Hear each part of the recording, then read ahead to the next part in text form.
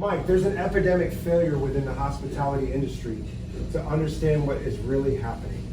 And it leads people who manage restaurants to misjudge their team and mismanage their business. They're still asking the wrong questions. People who run shifts still think in terms of saving money. Yeah, so we're gonna save a ton of money by cutting corners.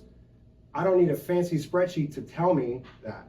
Just don't buy too many napkins and everything will work itself out. Is that old school enough? I think so. You know, John, the goal shouldn't be to save money by cutting corners. What you want to do is gain loyalty. We're really trying to replace old school mentality with a different way of thinking. The execs look at cost controls and see a store worth $2 million. When I look at a $2 million location, I see an imperfect understanding of where money can come from. For the tables. Rinse out the sugar-free syrup and use it for LBA. Big money. We have all the. How about we just use bleach instead of sanitizer? Look at all the money we could save. Cha-ching. Don't buy the greaser, just use a foil on this detergent. Stop giving employees discounts. Make them pay full price. Get this, we could reuse sour cream, creamers, and salsa off the tables that are unused. Don't forget to reuse the coffee off the tables to use it for iced coffee. Don't order any supplies for 3 months. We're good to go. We could just rinse out our sugar-free syrup bottles and use them for LBA. Just don't give guests change. We can keep it in the office.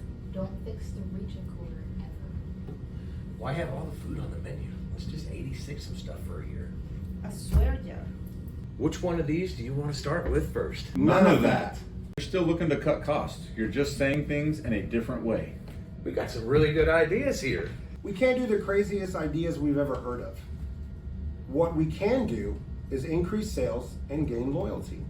If we gain loyalty, we'll be increasing repeat visits, which equals profits. What? Turning away guests by choosing pennies over dollars doesn't make sense. 2 eggs cost us what? You want me to speak?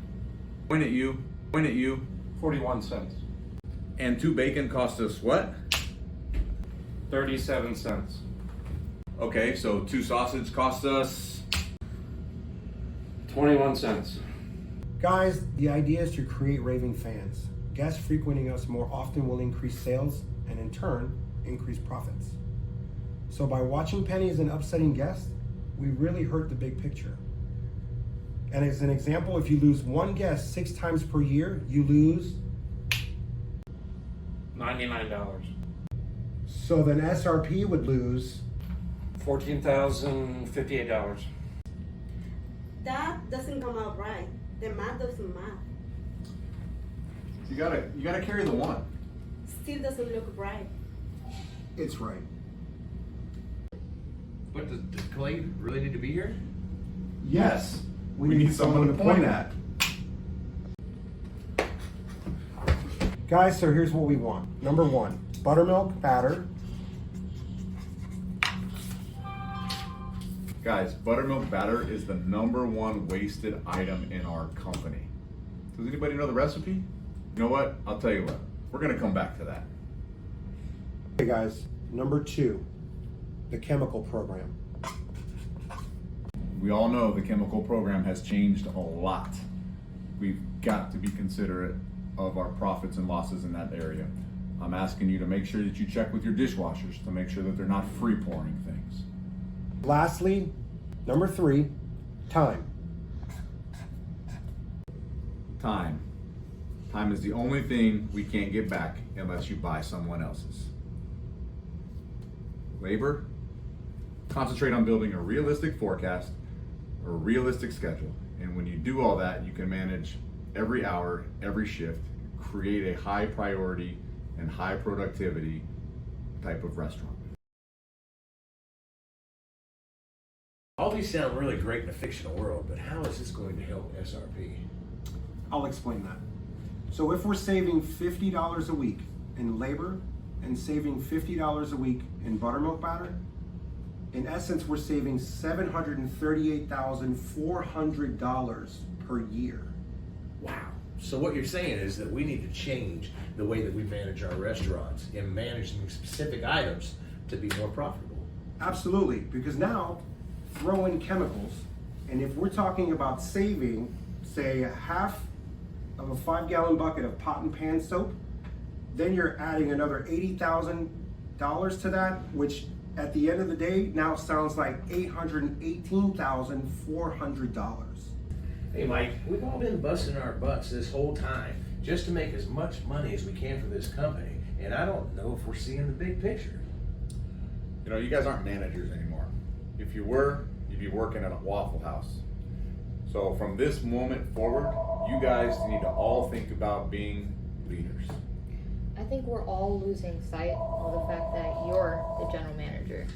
You only have to answer to ownership and Larry. Larry? I didn't know Larry followed each store's results carefully.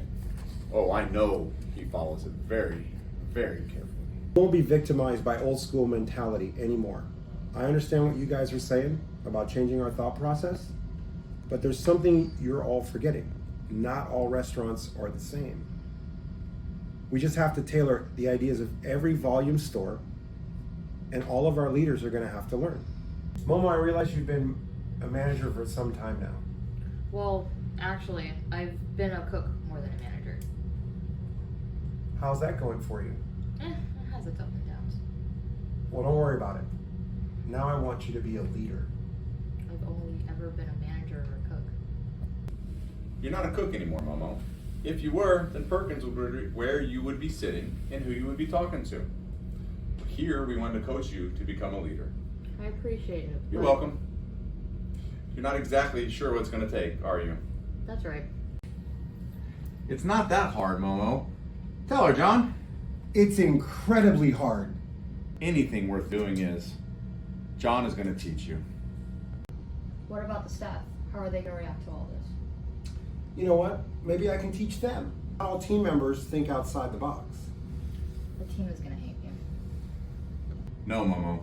They're going to hate him. The team loves me.